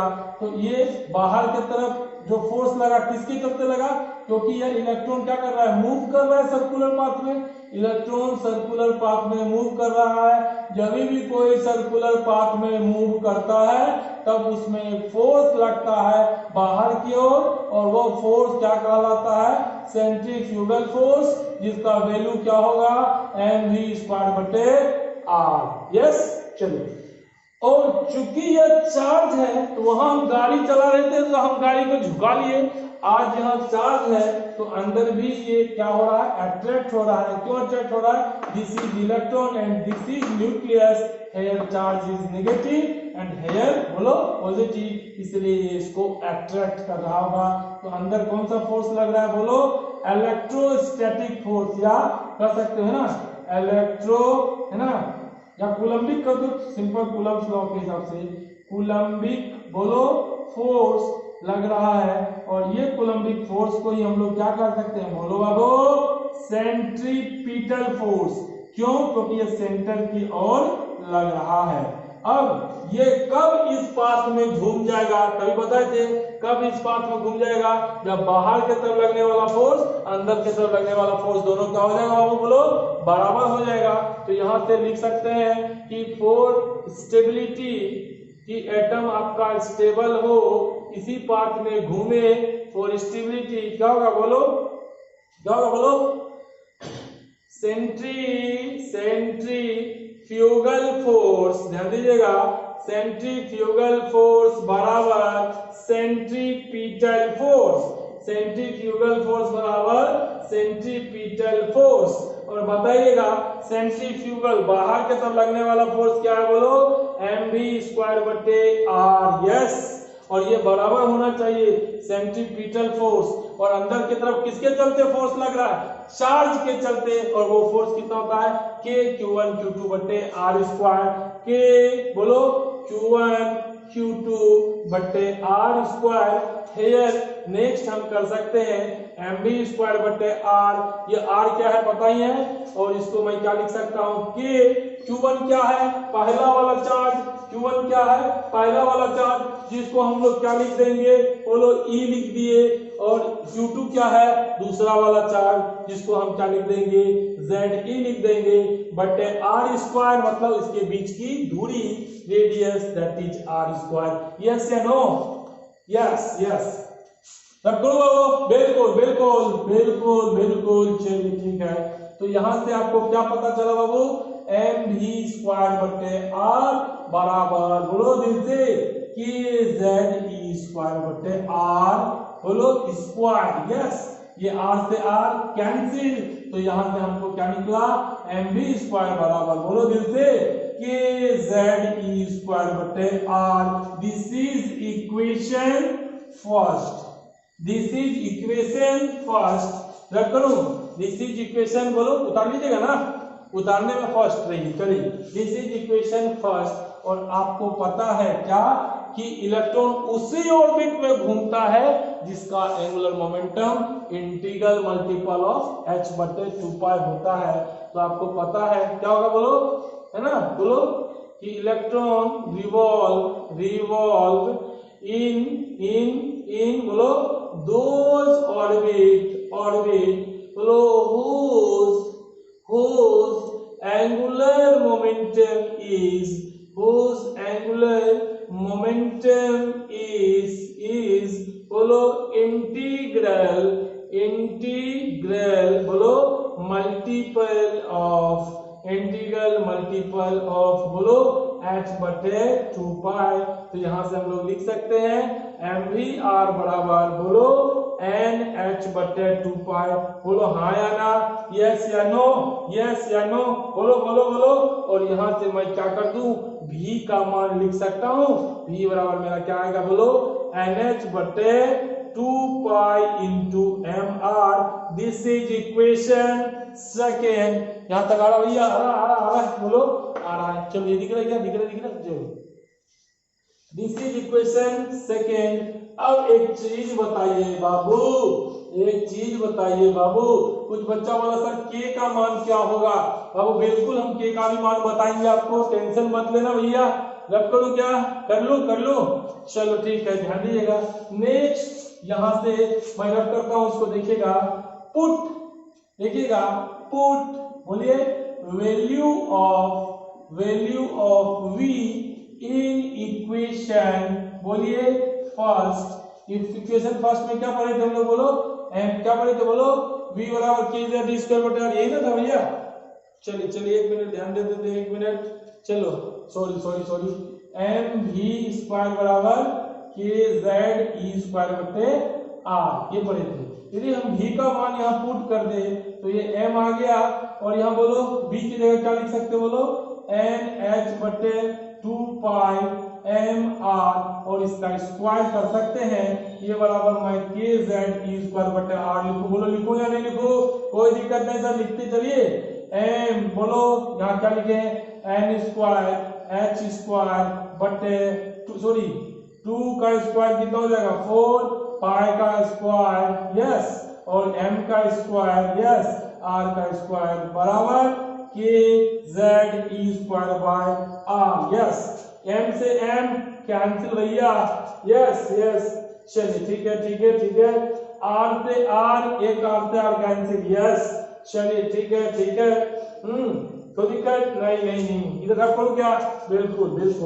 चलिए अब एक चीज बताइए, हमको r निकालना था, r को एक तरफ कर दीजिए, तो r बराबर, r ये इधर आ गया, तो r बराबर क्या आ जाएगा, बोलो n square h square by 4 pi square m, बोलो के जेड ई स्क्वायर। अब एक चीज बताइएगा, h मैं पहले पढ़ चुका हूं, प्लैंक्स कांस्टेंट, h मैं पहले पढ़ चुका हूं, प्लैंक्स कांस्टेंट, ये इसका वैल्यू पता है 6.34 इंटू 10 के पावर माइनस 34 है ना, 6.63 इंटू 10 के पावर माइनस 34, यस, ये आपका क्या है, बोलो कांस्टेंट है, यस ठीक है। n कांस्टेंट नहीं हो सकता है, सेल है, n सेल है, इलेक्ट्रॉन पहले सेल में भी घूम सकता है, सेकेंड सेल में भी घूम सकता है, थर्ड सेल में भी घूम सकता है, वो कांस्टेंट नहीं है, उसका वैल्यू बदल सकता है, इसलिए हम उसका मान नहीं ले सकते। यस, 4 इज कांस्टेंट, सबको पता है, पाई इज कांस्टेंट, यस, और m is mass of electron, m क्या है, बोलो सुनो ध्यान से सुनना भैया, m क्या, बोलो मास ऑफ इलेक्ट्रॉन, क्या बदल जाएगा क्या, नहीं, इलेक्ट्रॉन का मास भी फिक्स होगा। चलो ठीक है, और बोलो के क्या, हा के, चलो इधर देख लेता हूँ, के आपका जो होता है, ये के का मान आपका 2 होगा, के को हम लोग ऐसे भी लिख सकते हैं 1/4 पाई एप्सिलॉन नॉट, जब क्लास 12 में पढ़िएगा, और जिसका 2 यूनिट हो सकता है, या सीजीएस यूनिट है ना, या एमकेएस यूनिट में इसका मान 9 इंटू 10 के पावर 9 लेते हैं, कांस्टेंट है आपका, प्रोपोर्शनलिटी कांस्टेंट है ना, और सीजीएस यूनिट में इसका मान 1 होता है, तो ये के भी आपका कांस्टेंट है। जब आप कूलम्स लॉ पढ़ोगे तो पढ़ोगे force is directly proportional to charge and inversely proportional to square of distance, है ना, तब क्या लिखते हो, बराबर के q1 q2 बटे r स्क्वायर, जहां के क्या होता है, कांस्टेंट होता है ना, और उसको 1/4 पाई एप्सिलॉन नॉट भी लिख सकते हैं, सीजीएस यूनिट में 1 लेंगे, एमकेएस यूनिट में 9 इंटू 10 के पावर 9, तो दिल से बोलो this is constant, yes, this is constant, pi 3.14 या 22/7, yes, m mass constant, k constant, E4 अभी पढ़े थे, चार्ज, E4 क्या, चार्ज भी कांस्टेंट, कितना लिए थे 1.6 इंटू 10 के पावर माइनस 19, और यहाँ पे Z कांस्टेंट नहीं है, क्योंकि Z आपका क्या होगा, बोलो एटॉमिक नंबर होगा, जिसका भी या नंबर ऑफ प्रोटॉन, ये आपका बदलता जाएगा, तो ये कांस्टेंट नहीं होगा और ये कांस्टेंट नहीं होगा। कौन बाबू, सेल कांस्टेंट नहीं होगा, है ना, कांस्टेंट नहीं होगा, और एटॉमिक नंबर कांस्टेंट नहीं होगा, और बाकी इसके सिवा सब कांस्टेंट होगा। इसको उतार लीजिएगा, putting all value of all constant, देखो आपको n का मान सॉरी h कांस्टेंट का मान बता चुके हैं, 4 का पता है, 22/7 का स्क्वायर करना पता है, मास ऑफ इलेक्ट्रॉन 9.1 × 10⁻³ kg पता है, k का भी बता दिए हैं, e आपको चार्ज भी पता लिख चुके हैं। सारा कांस्टेंट को जब पुट कीजिएगा, putting value of all constant, सारे कांस्टेंट के वैल्यू को डाल देंगे बाबू, सारे कांस्टेंट के वैल्यू को डाल देंगे, तब r आपका आएगा, ये और ये कांस्टेंट नहीं है, ये ऐसे रह जाएगा, r आएगा 0.529, ध्यान दीजिएगा, इंटू 10⁻⁻10 मीटर या 10⁻⁻10 n स्क्वायर, ऊपर में n है ना, ये बदलेगा नहीं ना, n स्क्वायर, नीचे कौन है z, ये मीटर, ध्यान दीजिएगा क्या होगा, बोलो दिल से बोलो, r बराबर 0.529 इंटू 10⁻⁻10 n स्क्वायर बटे z मीटर। इसका यूज थोड़ा ज्यादा नहीं होता है और सबको पता है, बोलो बाबू, एक एंगस्ट्रम बराबर 10⁻⁻10 मीटर, तो 10⁻⁻10 मीटर को हम क्या लिख सकते हैं, एंगस्ट्रम, तो यहाँ से r बराबर 0.529, बोलो बोलो बोलो n स्क्वायर, यदि इसको हटा दूं उसको एक एंगस्ट्रम लिख सकता हूं ना, बट्टे बोलो z, बोलो एंगस्ट्रम, दिस इज रिजल्ट। 4 बार बोलेंगे दिल से, 4 बार क्या बोलेंगे, बोलो r बराबर 0.529 n स्क्वायर बटे z एंगस्ट्रम, बोलो दिल से एक बार, r बराबर 0.529 n स्क्वायर बटे z एंगस्ट्रम, फिर से दिल से, r बराबर 0.529 n स्क्वायर बटे z angstrom. Yes yes yes, रट करो बाबू, ये तो समझ गए भैया, समझ गए, यस यस यस, ये बच्चा समझ गया यार, चलो ठीक है भैया, ठीक है, चलो चलो चलो चलो, है ना, चलो ठीक है। अब ये कैलकुलेशन जितने मिस्टेक हो जाएगा भैया कर लेना यार, इतना क्या करूं, है ना, देख लेना, ठीक, प्रोसेस तो यही है ना, चलो ठीक है। अब एक चीज बताइएगा, कभी कभी क्या होता है, रेडियस का रेशियो पूछ लेता है भैया, रेडियस का रेशियो पूछ लेता है भैया, मान लो सपोज एक रेडियस r1 माने, तो r1 क्या होगा, बोलो 0.529, यस यस, r1 जब रेडियस होगा तो इसका सेल मान लो n1 मान लिए, तो n1 स्क्वायर बटे z1 angstrom, yes, equation 1, yes yes, r2 बराबर बोलो 0.529 और इसका सेल n2 स्क्वायर बटे z2 माने एंगस्ट्रम, यस, इक्वेशन 2, यस। जब रेशियो पूछे, रेशियो सब रेशियो कम लगाते हैं जब एक का पता हो और दूसरे का रेडियस पूछे, ध्यान देना, जब एक का पता हो कि इसका रेडियस इतना है तो इसका रेडियस क्या होगा, जब दो रेडियस का चर्चा हो तो फॉर्मूला में क्या लगाना है, बोलो क्या लगाना है, बोलो क्या लगाना है, बोलो रेशियो लगाना है, तो मैं बटे कर दूं r1 बटे r2, yes yes, r1 bye r2 बराबर 20/20, ये क्या हो जाएगा, कट जाएगा, ये क्या हो जाएगा, कट जाएगा, काट देता हूं, फिर से कर देता हूं, 0.529 n1 स्क्वायर बटे z1, यस, बोलो 0.529 n2 स्क्वायर बटे z2, यस, दिस दैट, हो गया, यस। रब करो इधर, क्या करूं, क्या बोले एक बार दिल से, r बराबर 0.529 है ना, n स्क्वायर बटे z एंगस्ट्रम, r बराबर 0.529 n स्क्वायर बटे z एंगस्ट्रम, और ये दिस और दैट हो गया बाबू, तो r1 बराबर क्या होगा, r1 बटे r2, है ना, इक्वल टू बोलो n1 स्क्वायर बटे z1, है ना, ये पलट जाएगा z2 बटे बोलो n2 स्क्वायर, या सिंपली इसी को लिख सकते हैं r1 बटे r2, एक तो एक जगह कर लो, n1 स्क्वायर बटे n2 स्क्वायर, यस कर सकते हैं भैया, कर सकते हैं, मेरा मैथ खराब है, आपका तो नहीं ना है, z2 बटे z1, यस यस, मैथ और इंग्लिश दोनों ठीक, r1 बटे r2 बराबर n1 स्क्वायर बटे n2 स्क्वायर इंटू z2 बटे बोलो z2 बटे z1, यस यस, चलो ठीक है।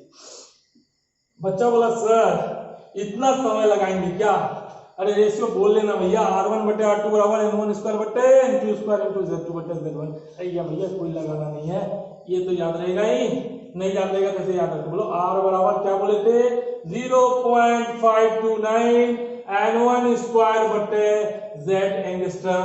जब रेशियो पूछता है तो R1 बटे R2 करेंगे, बोलो हाँ या ना। तो R के सीधा N है, ध्यान दीजिएगा, R के सीधा N है तो R1 के सीधा क्या होगा, N1 स्क्वायर होगा। बोलो R के सीधा N है तो R1 के सीधा N स्क्वायर होगा, तो R2 के भी सीधा क्या होगा, बोलो R2 के भी सीधा N2 स्क्वायर होगा। जो सीधा है उसको सीधे रखो, R के सीधा N है तो R के सीधा N रखो, R2 के सीधा N2 रखो, कोई दिक्कत नहीं। अब देखो R का क्या कर सकते हैं, R का इनवर्स में Z है, R का इनवर्स में Z है, मतलब उल्टा कर दो। तो R1 का नीचे Z1 है ना, नीचे तो उसको ऊपर दो। तो ध्यान दो, क्या ध्यान देना, जो सीधा है उसको सीधे कर लो, R1 का सीधा N1 स्क्वायर, R2 का सीधा N2 स्क्वायर, क्लियर। और R1 का नीचे Z है तो Z1 नहीं देके पलट देना, दिस इज Z2। और R2 का भी क्या होगा, नीचे होगा, जब भी नीचे होता है तो पलट दीजिएगा तो Z1। तो ध्यान दीजिएगा, R1 का सीधे N1, R1 के सीधे N1 तो R1 के सीधे N1, R2 के सीधे N2, R1 के नीचे Z तो Z को पलट दीजिएगा, मतलब R1 के सीधे Z2 हो जाएगा, तब R2 के सीधे दिस और ये दिस और ये दैट। ओके ओके चलिए ठीक है। तो आज जाते जाते अलविदा कहते कहते याद रखना, बोलो फिर से एक बार, R बराबर 0.529 बटे N स्क्वायर बटे Z एंगस्ट्रम। अब इसका क्या फायदा होता है बाबू, बहुत फायदा है। आपसे क्या कोई पूछ लेगा कि बताओ भैया, बताओ भैया, क्या कोई हाइड्रोजन एटम में इलेक्ट्रॉन जो है फर्स्ट सेल में किसमें घूम रहा है, बोलो फर्स्ट सेल में मूव कर रहा है, बार बार मूव कर रहा है, चलो मूव कर रहा है, मूव तब का देन रेडियस, बरोबर रेडियस क्या होगा भैया, फर्स्ट सेल में घूम कर रहेगा hydrogen atom, hydrogen atom, hydrogen मतलब atomic number 1, yes. First shell मतलब n बराबर 1, यस। रेडियस का फॉर्मूला बोलो, r बराबर 0.529 n स्क्वायर बटे Z एंगस्ट्रम, यस। तो r बराबर 0.529 n फर्स्ट सेल में घूम रहा है तो n का मान 1 स्क्वायर, किसका, हाइड्रोजन एटम, हाइड्रोजन एटम का एटॉमिक नंबर बोलो, Z मतलब एटॉमिक नंबर 1 एंगस्ट्रम, यस। तो रेडियस कितना आएगा 0.529 एंगस्ट्रम। आज के बाद याद रखना, किसी भी एटम का रेडियस पूछे, इलेक्ट्रॉन इस सेल में घूम रहा है तो रेडियस क्या होगा, इलेक्ट्रॉन इस सेल में घूम रहा है तो रेडियस क्या होगा, इलेक्ट्रॉन दैट सेल में घूम रहा है तो रेडियस क्या होगा, आंसर बोलिएगा R बराबर 0.529 n स्क्वायर बटे Z एंगस्ट्रम। ध्यान एक चीज को रखिएगा, this formula is valid for only one electron species, एक इलेक्ट्रॉन स्पीसीज के लिए वैलिड है। फिर मिलेंगे हम लोग अगले क्लास में, तब तक के लिए है ना, नमस्कार। और आपको ध्यान रखना है, लाइक शेयर सब्सक्राइब करना ना भूलिए। आपका अपना चैनल द लक्ष्य एकेडमी TLA केमिस्ट्री। ओके चलते बाबू, तब तक के लिए बाय बाय।